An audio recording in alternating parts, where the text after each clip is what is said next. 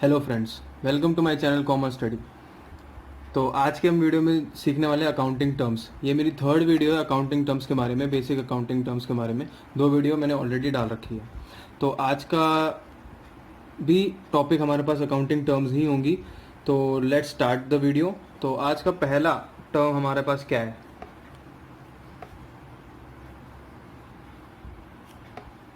Receipts. Receipts का मतलब क्या होता है? जो पैसा आता है, means incoming of money. Receipts अब दो तरीके की रिसीट्स होती हैं। एक रिसीट्स होती है कैपिटल रिसीट्स और एक रिसीट्स होती है रेवेन्यू रिसीट्स।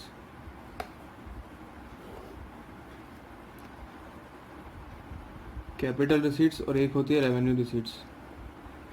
मीन्स दो जरियों से आपके पास पैसा आता है बिजनेस में। एक है कैपिटल और एक है रेवेन्यू। तो सबसे पहले हम रेवेन्यू को समझते हैं। रेवेन्यू का मतलब क्या है? रेवेन्यू का मतलब है receipts in normal business. Normal business का मतलब फॉर एग्जांपल, अगर आप मोबाइल्स मैन्युफैक्चर करके बेचते हो, मोबाइल्स मैन्युफैक्चर एंड सेल, तो ये जो मैन्युफैक्चर करके आप जो बेच रहे हो, जो बिकने पे आपके पास जो रिसीट्स आ रही है, उसको बोलते हैं रेवेन्यू रिसीट्स। ये जो रेवेन्यू रिसीट्स होती है normal course of business, means आपका बिजनेस ही क्या है? मैन्युफैक्चर करना मोबाइल्स को और उसको बेचना। तो बेचने से जो रिसीट आ रही है मेरे पास, वो है रेवेन्यू रिसीट्स। अगर वो हम ही सिमिलर यहाँ देखें, कैपिटल रिसीट्स का मतलब जो नॉट इन ऑर्डिनरी बिजनेस, वो आपका बिजनेस नहीं है। मतलब जो जिस मोटिव से आपने बिजनेस खोला है वो आपका बिजनेस नहीं है, लेकिन आपके पास रिसीट्स आई है, मतलब पैसा आया। तो कैसे आ सकता है? आपने कोई एसेट बेचा। एसेट के टाइप्स मैंने आपको प्रीवियस वीडियो में बताया था। अगर आपने मेरी प्रीवियस वीडियो नहीं देखी तो do check my previous video, मैं लिंक अपने डिस्क्रिप्शन बॉक्स में दे दूंगा। तो एसेट, अगर आपने कोई एसेट बेचा, एसेट का एग्जांपल मैं ले लेता हूँ मशीन। जो मोबाइल मैन्युफैक्चर करने के लिए मशीन थी, वो पुरानी हो गई तो आपने बेच दिया। तो ये जो मशीन बेचा है, इससे जो पैसा आया है, मीन्स इनकम ऑफ मनी, तो इसको हम वो क्या बोलेंगे? Capital receipts. क्यों? क्योंकि ये आपके नॉर्मल कोर्स ऑफ बिजनेस है। मशीन खरीदना, मशीन बेचना आपका बिजनेस नहीं है। आपका बिजनेस तो मोबाइल बेचना है। तो मोबाइल बेचने से जो आपके पास पैसा आ रहा है, उसे हम बोलेंगे रेवेन्यू रिसीट्स। Revenue receipts. अगर मोबाइल के अलावा किसी जरिए से आपके पास पैसा आ रहा है तो वो हो गया कैपिटल रिसीट्स। ठीक है। अगर मान लो अगर कोई बोरो कर रहे हो आप पैसा, तो भी वो कैपिटल रिसीट्स हुआ। बैंक से आप लोन ले रहे हो तो भी कैपिटल रिसीट्स हुआ। ठीक है। तो ये था रिसीट्स का मतलब। रिसीट्स, टाइप्स ऑफ रिसीट्स क्या होते हैं? कैपिटल रिसीट्स और रेवेन्यू रिसीट्स। चलो अब नेक्स्ट टर्म में चलते हैं।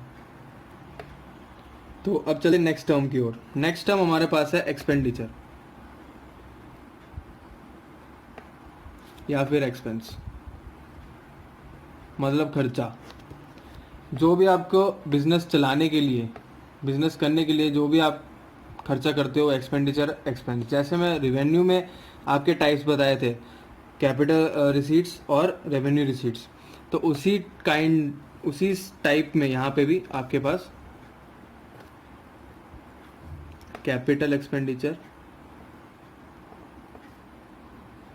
एक्सपेंडिचर का शॉर्ट फॉर्म लिखा हुआ है, और रेवेन्यू एक्सपेंडिचर। सेम एग्जांपल मैं लेता हूँ। आप हो मोबाइल मैन्युफैक्चरर और बायर, मैन्युफैक्चरर और सेलर। तो आपने जो मोबाइल बेचा था, उससे जो पैसे आए वो तो हो गया आपका रेवेन्यू रिसीट्स। सिमिलरली जो आपने उस मोबाइल बनाने को, मैन्युफैक्चर करने के लिए जो रॉ मटेरियल खरीदा होगा, जैसे प्लास्टिक हो गया या फिर मदरबोर्ड हो गया, जो भी आपने खरीदा होगा, तो जो रॉ मटेरियल पे जो खर्चा किया होगा, ये जो एक्सपेंस है, यही है रेवेन्यू एक्सपेंस। मीन्स आपको रेवेन्यू जनरेट करने के लिए, रेवेन्यू जनरेट करने के लिए जो एक्सपेंस किया था, वो ही है revenue expense, expenditure. Means money gone या फिर expense made in relation to revenue, generation of revenue, revenue generate करने के लिए जो खर्चा किया। अगर आप रॉ मटेरियल ना खरीदते तो ना मोबाइल बना पाते, ना मोबाइल बनाओगे तो ना मोबाइल बेचोगे, तो उसे रेवेन्यू एक्सपेंडिचर बोलेंगे। सिमिलरली कैपिटल एक्सपेंडिचर, जैसे कैपिटल रिसीट्स था, मीन्स अगर आपने जो नॉर्मल कोर्स ऑफ बिजनेस के अलावा कुछ कोई चीज़ बेची, उससे आपके पास पैसे आए, तो वो कैपिटल रिसीट हुआ। सिमिलरली कैपिटल एक्सपेंडिचर क्या होगा, आई थिंक आपने गैस कर लिया होगा। तो मैं कैपिटल एक्सपेंडिचर का मतलब क्या होगा कि जो मैन्युफैक्चर करने के लिए मशीन आपने जो खरीदी है, मशीन परचेज, वहाँ पे मैंने मशीन बेची थी, अब यहाँ पे मशीन परचेज कर रहा हूँ, तो ये क्या होगा, तो ये कैपिटल एक्सपेंडिचर होगा, मीन्स पैसा जाएगा। एक और एग्जांपल लेता हूँ, जैसे मान लो मशीन खरीदी, या फिर जो सप्लाईज के लिए, सप्लाई करने के लिए आपने व्हीकल खरीदी, कोई गाड़ी खरीदी, और भी बहुत सारे कैपिटल एक्सपेंडिचर होते हैं। वो आगे जब आप फर्दर चैप्टर्स पढ़ोगे तो आपको क्लैरिटी मिल जाएगी। तो ये है कैपिटल एक्सपेंडिचर और रेवेन्यू एक्सपेंडिचर। एक और एक्सपेंडिचर होता है जिसे हम बोलते हैं deferred revenue expenditure. Deferred revenue expenditure, ये डेफर्ड रेवेन्यू एक्सपेंडिचर क्या होता है? डेफर्ड रेवेन्यू एक्सपेंडिचर का मतलब क्या है? ये तो ठीक है, रेवेन्यू एक्सपेंडिचर तो मैंने आपको बताया कि ऑर्डिनरी कोर्स ऑफ बिजनेस को चलाने के लिए जो आप खर्चा करते हो, मीन्स मुझे मोबाइल, फॉर एग्जांपल मोबाइल जो बेचने के लिए आपने जो खर्चा किया है, उसको बनाने में, उसको बेचने में, तो वो रेवेन्यू एक्सपेंडिचर होगा। डेफर का मतलब क्या होता है? पोस्टपोन, आगे करना, उसको टरकाना, आगे करते रहना। तो इसका मतलब deferred revenue expenditure, postponement of any revenue expenditure, means कोई भी खर्चा मैं एक अकाउंटिंग पीरियड में ना रख के 2-3 अकाउंटिंग पीरियड में फॉरवर्ड कर रहा हूँ, मतलब बांट रहा हूँ। जैसे मान लो इसका एग्जाम्पल बेस्ट होता है बिग एडवर्टीजमेंट एक्सपेंस। जैसे आप टीवी में इतने सारे एड्स देखते हो, तो इनके ह्यूज कॉस्ट होते हैं। तो मान लो अगर आपने कोई एडवर्टीजमेंट 5 लाख रुपए में करी आपके बिजनेस के लिए, जो मोबाइल फ़ोन आप बेच रहे हो, उस मोबाइल का ऐड आपने 5 लाख में किया, तो आपको लगता है ये मोबाइल मार्केट में 3 साल तक बिकेगा, या 4 साल तक बिकेगा, या 5 साल तक बिकेगा। तो मैं एग्जांपल ले लेता हूँ फॉर सिंपल कैलकुलेशन 5 ईयर्स। तो मतलब 5 साल में आप क्या, आपको एस्टिमेट है कि आप इस मोबाइल फ़ोन के एडवर्टीजमेंट को 5 साल चला सकते हो। 5 साल में टीवी में दिखाऊंगा तो मेरे को फ़ायदा देगा। तो आपने खर्चा तो इस साल कर दिया, खर्चा तो कर दिया आपने, तो ये जो खर्चा है ये आप इक्वली बांटोगे 5 साल में। कितने में? पर ईयर आप इक्वली 5 साल में बांटोगे, तो पर ईयर आप कितने आ जाएगा आपके अकाउंट्स में खर्चा? 1 लाख का। तो deferred revenue expenditure 1 lakh per year. ठीक है फ्रेंड्स, तो ये है डेफर्ड रेवेन्यू एक्सपेंडिचर। तो एक्सपेंडिचर में आया कैपिटल एक्सपेंडिचर, रेवेन्यू एक्सपेंडिचर, और एक एडिशनल एक्सपेंडिचर था डेफर्ड रेवेन्यू एक्सपेंडिचर। इसके बाद चलते हैं फर्दर। अब एक और चीज़ आती है एक्सपेंस। एक्सपेंस और एक्सपेंडिचर एक ही बोला था। तो एक्सपेंस में आगे 2 क्लासिफिकेशन और हैं, इन ब्रीफ आपको बताऊं तो जो एक्सपेंस है वो एक है तो प्रीपेड होती है या फिर आउटस्टैंडिंग होती है। प्रीपेड का मतलब मैंने पहले पे कर दिया खर्चे को, खर्चा था, होना था, लेकिन मैंने पहले पे कर दिया।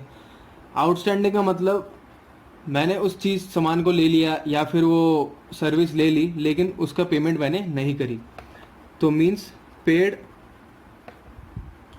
प्रायर टू एनी गुड्स या फिर कोई सर्विस या फिर कोई भी चीज़ हो सकती है आपके business related, not paid yet.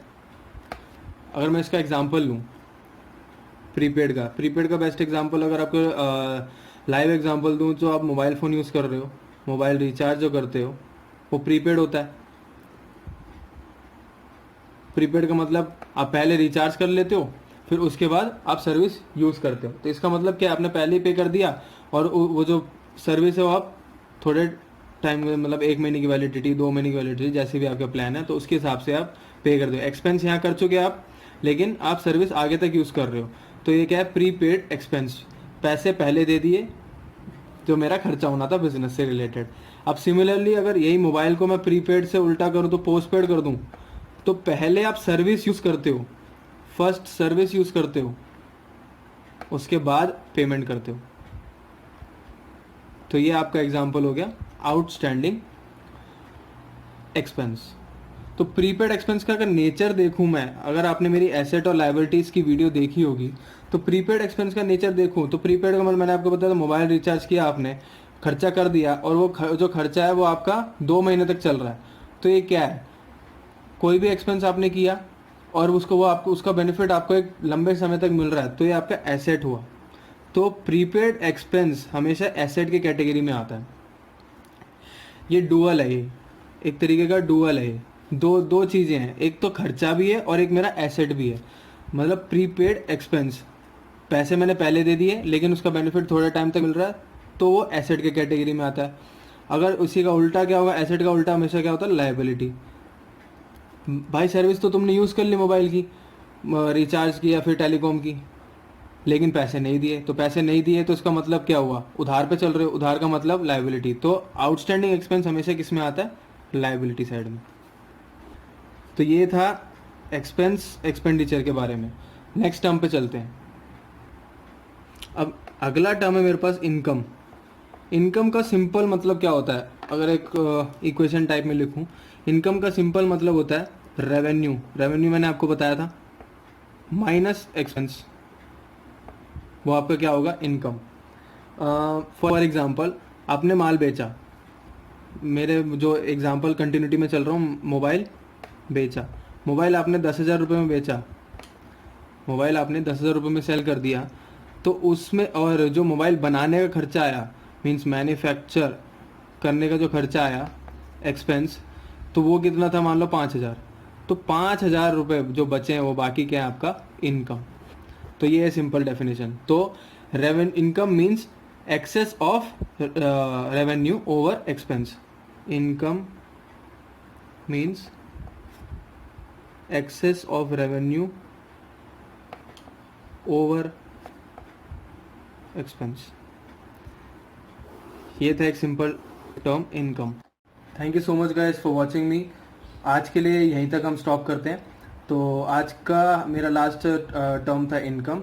ये वीडियो आपको पसंद है तो लाइक करें, शेयर करें और सब्सक्राइब जरूर करना। और अगर कोई डाउट्स वगैरह हो तो आप कमेंट सेक्शन में लीव कर देना। Thank you guys, thank you so much. Next video पे मिलते हैं।